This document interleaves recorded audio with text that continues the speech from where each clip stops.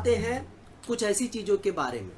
इसीलिए कहा जाता है, इतनी सारे वे बताने के बाद अब आप समझ गए होंगे क्यों कहा जाता है फेमिनिज्म नहीं, फेमिनिज्म्स हैं। फेमिनिज्म के कई प्रकार हैं।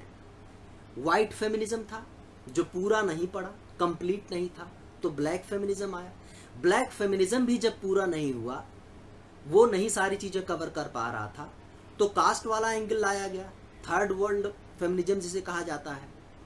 अब चूंकि हर जगह की प्रॉब्लम अलग होती है, एलजीबीटी कम्युनिटी की बात लाएगी, उसका फेमिनिज्म अलग से आया। वो फेमिनिज्म अलग से लाया गया। जहां पर बात की जाती है लेस्बियन लोग, लेस्बियन फेमिनिज्म अलग से आ गया। तो फेमिनिज्म्स की बात होती है। अब फेमिनिज्म को उनके असर्टिवनेस के कारण कि कितना प्रभावी तरीके से अपनी क्या बात रखती हैं, उनमें कई कैटेगरी बना दी गई। लिबरल फेमिनिज्म कह दिया गया कि जिन्होंने कहा कि ठीक है कानूनी अधिकार मिल जाए पुरुषों के बराबर तो ठीक हो जाएगा, जबकि आपको भी पता है कानूनी अधिकार बराबरी का मिल भी जाए, जो कि मिला हुआ आजकल ज्यादातर कंट्रीज में, लेकिन बराबरी तब भी नहीं आई। इसीलिए आया रेडिकल फेमिनिज्म। उसका मानना यह है कि रेडिकल फेमिनिज्म का मानना यह है कि पेट्रियार्की यानी पितृसत्ता जड़ है इसकी, महिलाओं के डिस्क्रिमिनेशन की, तो पितृसत्ता को जड़ से समाप्त करिए। कानूनी बराबरी दे दोगे तब भी पितृसत्ता नहीं जाएगी, उसको जड़ से समाप्त करने के लिए पहले पितृसत्ता पर भी फोकस करो। कानूनी बराबरी तो चाहिए ही चाहिए। और भी तमाम बातें रेडिकल फेमिनिज्म में आई, जिसमें बेटी फ्राइड एंड सूजन ब्राउन मिलर इनके मतलब मेन प्रोपोनेंट थे, या फिर कह लीजिए प्रवक्ता थे इस बात के लिए। इसके अलावा मार्क्सिस्ट फेमिनिज्म आया। ठीक है, मार्क्सिस्ट फेमिनिज्म आया जो बात करता है कि कुल मिला के प्रोडक्शन सिस्टम के हिसाब से सारी चीजें तय होती हैं।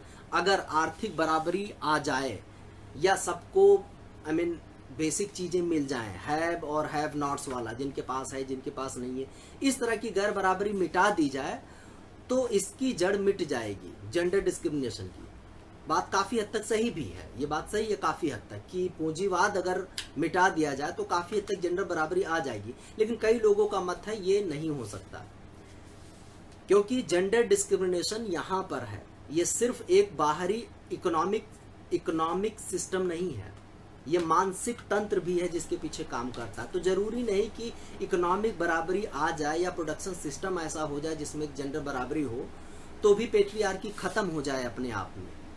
तो इसीलिए कहा जाता है कि नहीं, ये भी पूरा नहीं है। ऐसे तमाम फेमिनिज्म्स आए। ठीक है, अब फेमिनिज्म के कुल मिलाकर के दो पार्ट हैं। फेमिनिज्म के दो पार्ट आप कह सकते हो। एक पार्ट वो जो बात करता है थियरी गढ़ने की, थियरी गढ़ने की बात करता, पूरा डिस्कोर्स चलाता है, यानी पूरी दुनिया को देखने का नजरिया। इसका मानना है कि पूरी दुनिया को अब तक पुरुषों के नजरिए से देखा गया, अब थोड़ा महिलाओं के नजरिए से भी देख लिया जाए तो शायद दुनिया अलग दिखे, क्योंकि दिख भी रही है दुनिया अलग। तो एक डिस्कोर्स करना यानी पूरा बातचीत, एक पर्सपेक्टिव, एक नजरिया अलग से देखना। आपने देखा होगा सारे धर्मों में भी लिखी गई किताबें पुरुषों के नजरिए से लिखी गई, हरदम ही यूज होता है, शी नहीं यूज होता। सारे भगवान हमारे, जीसस हो या फिर आप अल्लाह हो, सब मेल क्यों लिखे, क्यों ऐसे तय किए गए हैं। हाँ, तमाम लोग कह सकते हैं कि वो इससे परे हैं, नहीं, कुछ परे नहीं होता, ये अनायास नहीं है। तो फेमिनिज्म का एक पार्ट कहता है डिस्कोर्स ऐसा सेट किया जाए, महिलाओं के नजरिए से पूरे इतिहास को देखा जाए, आज के समाज को देखा जाए, भविष्य को देखा जाए, कुछ थियरी दी जाए, कुछ सिद्धांत दिए जाएं जिससे तय हो चीजों को कैसे देखा जाए। घर में होने वाले डोमेस्टिक वायलेंस को कैसे देखा जाए, ऑफिस में होने वाले डोमेस्टिक वायलेंस को कैसे देखा जाए, महिला पुरुष के संबंध को कैसे देखा जाए, इसलिए। और दूसरा पार्ट होता है फेमिनिज्म का एक्शन या एक्टिविज्म। आप एक्शन क्या ले रहे हैं अपने निजी जीवन में, समाज के लिए, या जहां भी काम करते हैं। एक्टिविज्म में आप डायरेक्टली इन्वॉल्व हैं या अपने जीवन में ही सिर्फ कम से कम अप्लाई तो कर रहे हैं। तो ये फेमिनिज्म के दो पार्ट होते हैं। अब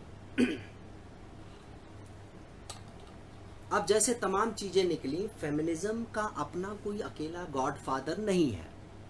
फेमिनिज्म ये नहीं कह सकते फलाने ने फेमिनिज्म शुरू किया और उनका कोई गॉडफादर। जैसे गांधीज्म में मतलब गांधीवाद की शुरुआत गांधी ने की, ऐसे ही तमाम चीजों की शुरुआत, जैसे इस्लाम की शुरुआत मोहम्मद साहब ने की, या फिर क्रिश्चियनिटी की शुरुआत जीसस ने की। इस तरह का फेमिनिज्म में नहीं कुछ है। उसमें हजारों महिलाओं का योगदान है, पुरुषों का भी योगदान है, जिन्होंने इस दिशा में काम किया। बिना फेमिनिज्म वर्ड जाने, बिना नारीवाद की परिभाषा जाने उन्होंने ऐसी बातें की। उन्होंने महसूस किया कि स्त्री पुरुष पैदाइशी बराबर हैं। अब अगर कुछ और चीजों की बात की जाए तो फेमिनिज्म को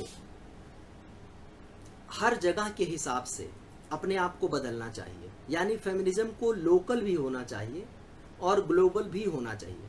जैसे कुछ समस्याएं ग्लोबल हैं, जैसे बलात्कार ग्लोबल है, महिलाओं का डिस्क्रिमिनेशन ग्लोबल है, लेकिन कुछ चीजें लोकल हैं। जैसे सती प्रथा इंडिया में था, दहेज आपके इंडिया में ही लगभग चलता है या आसपास के एक आध कंट्री में। यहां पर कुछ चीजें यहीं की सिर्फ हैं। तो यहाँ वाले फेमिनिस्ट अगर नहीं निकलेंगे तो अमेरिका वाले फेमिनिस्ट दहेज पर कहां से बोलेंगे, वो जातिवाद पर कहां से बोलेंगे, जब जाति और कहीं है ही नहीं, सिर्फ इंडिया में है। यहाँ के सती प्रथा पर वो कैसे बोलेंगे, देवदासी प्रथा पर वो कैसे बोलेंगे, क्योंकि उन्हें पता ही नहीं देवदासी प्रथा क्या है। डोला प्रथा पर यूरोप के या अमेरिका के फेमिनिस्ट क्यों बोलेंगे जब उन्हें पता ही नहीं है। इसीलिए थर्ड वर्ल्ड फेमिनिज्म अलग से निकला। इसीलिए कहा जाता है फेमिनिज्म को पानी की तरह होना चाहिए। जैसे प्रॉब्लम का बर्तन, जिस तरह की समस्या का बर्तन, उस बर्तन में उसी हिसाब से एडजस्ट हो जाए और उसको वहां ठीक करे। बहुत सिंपल सी बात है। कुछ चीजें और इसी से रिलेटेड अगर मैं बता दूं, पेट्रियार्की हर जगह है। फेमिनिज्म की लड़ाई एक्चुअली 2-3 चीजों के लिए ही है। फेमिनिज्म का सीधा सा मानना है कि महिलाएं पूरी दुनिया में अगर आधी हैं संख्या में, और उन आधी महिलाओं का उनकी महिला होने की वजह से शोषण होता है, ये नहीं कि वो अक्षम है या अकुशल है या उनमें मेरिट नहीं है। अगर सिर्फ इस आधार पर शोषण होता है कि वो महिला हैं, तो इसको दूर करना होगा। और ये कहाँ इसकी जड़ है? ये जड़ है पेट्रियार्की में, पितृसत्ता में। पितृसत्ता ऐसा एक तंत्र है जो ये मानता है कि पुरुष महिलाओं से श्रेष्ठतर हैं, इसलिए उनके हाथ में ज्यादातर बागडोर समाज की, अर्थव्यवस्था की, राजनीति की दी जानी चाहिए। इसका विरोध करना जरूरी है। और वही पितृसत्ता तय करता है कि संपत्ति हमारे बेटे को ट्रांसफर होगी, हमारे बेटे से हमारे बेटे को, बेटी की तरफ नहीं जाएगी। पितृसत्ता, इसलिए भी उसका विरोध। और पितृसत्ता पूरी दुनिया में है, कुछ समुदायों को छोड़ करके। कुछ आदिवासी समुदायों में पितृसत्ता नहीं है, मैट्रिलिनियल सोसाइटी है। मैट्रियार्की कहीं नहीं है, मैट्रिलिनियल है।